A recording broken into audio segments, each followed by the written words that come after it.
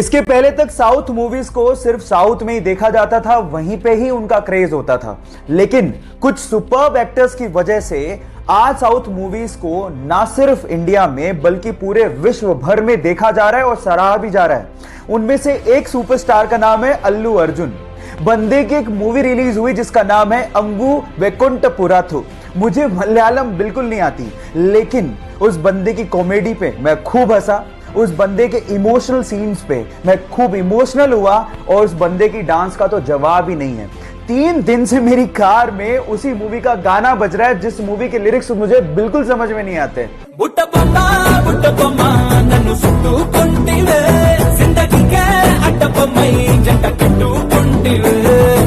देख रहे हो, मतलब ये क्रेज है उस बंदे का।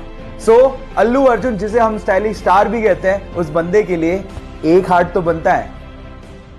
येस बैंक के साथ जो हुआ उस चक्कर में फोन पे ऐप फंस गया, क्योंकि उनके ज्यादातर ट्रांजैक्शन येस बैंक के साथ होते थे।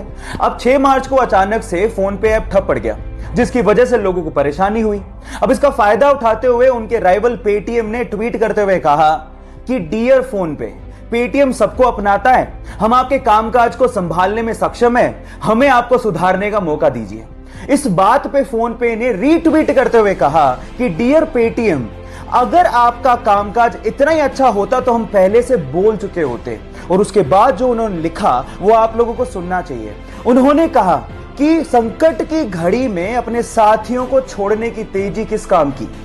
Foam is temporary but class is permanent.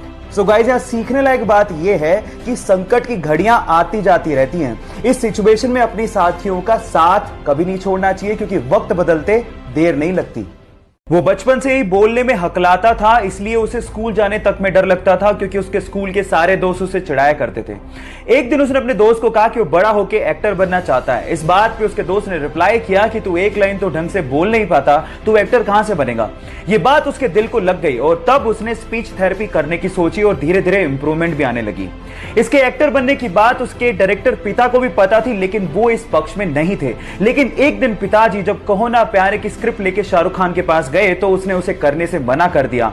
आनंद फानन में उन्होंने अपने बेटे को लॉन्च करने की सोची और जब 2000 में कहो ना प्यारे रिलीज हुई तो यह लड़का रातों रात स्टार बन गया। Yes guys, I am talking about Asia's handsome hunk, most superb dancer and most superb actor Hrithik Roshan. Guys, difficulties हर किसी के लाइफ में आती हैं, लेकिन उसे फेस करने वाला ही सुपरस्टार बनता है। जब वो मात्र 14 साल का था तो उसके माता पिता का डिवोर्स हो गया। उसके बाद उसकी मां को और उसे बहुत ज्यादा परेशानियों का सामना करना पड़ा।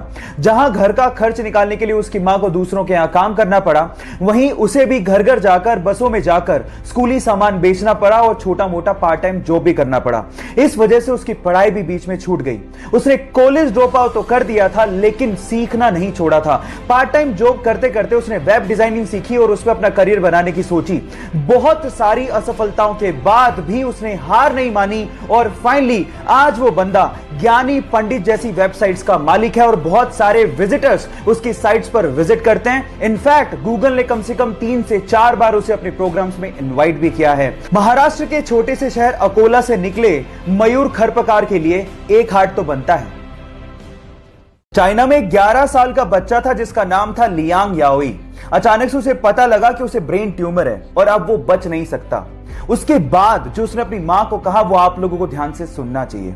उसने अपनी मां को कहा कि मैं जानता हूं कि अब मैं बच नहीं सकता हूं, लेकिन इस दुनिया में बहुत सारे ऐसे लोग हैं जो दूसरों के लिए कुछ करना चाहते हैं। मैं भी दूसरों के लिए कुछ करके मरना चाहता हूं। मैं चाहता हूं कि मेरी मृत्यु के बाद मेरे सारे ऑर्गन्स डोनेट कर दिए जाएं। और गाइस, हुआ भी कुछ यूं ही। डॉक्टर्स ने उसके सारे ऑर्गन्स जरूरतमंदों को डोनेट किए और मरणोपरांत उसके शव के आगे सभी डॉक्टर्स और हॉस्पिटल के स्टाफ ने सर झुकाकर उसे नमन किया।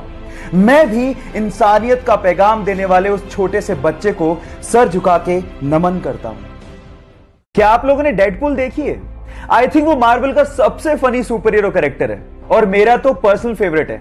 लेकिन वो कहते हैं ना कि अक्सर जो लोग दूसरों को हंसाया करते हैं उनकी खुद की जिंदगी दर्द भरी होती है। डेडपूल का कैरेक्टर निभाने वाले इस बंदे की लाइफ की स्टोरी भी कुछ ऐसी है। बचपन से ही वो एंजाइटी और डिप्रेशन का शिकार था। पैसों की तंगी को दूर करने के लिए वो न्यूज़पेपर तक बेचा करता था। 2 साल तक लगातार उसे सुपरमार्केट, वेयरहाउस और रेस्टोरेंट में काम करना पड़ा था। अपने फ्यूचर की इतनी टेंशन थी कि रात रात भर उसे पैनिक अटैक आने लग गए थे। ड्रग्स तक लेना उसने शुरू कर दिया था। डेडपूल के एक रोल के लिए उसे 11 साल और 47 रिजेक्शंस का सामना करना पड़ा था और आज वो बंदा हॉलीवुड में टॉप एक्टर्स की लिस्ट में शुमार है। Yes guys, I am talking about Ryan Ronald. Guys, जिंदगी में इतने बड़े मुकाम हर किसी को हासिल नहीं होते, इसीलिए लाइफ की परीक्षा हर किसी को देनी पड़ती है। तो उसके लिए तैयार रहो, रुको मत और आगे बढ़ते रहो।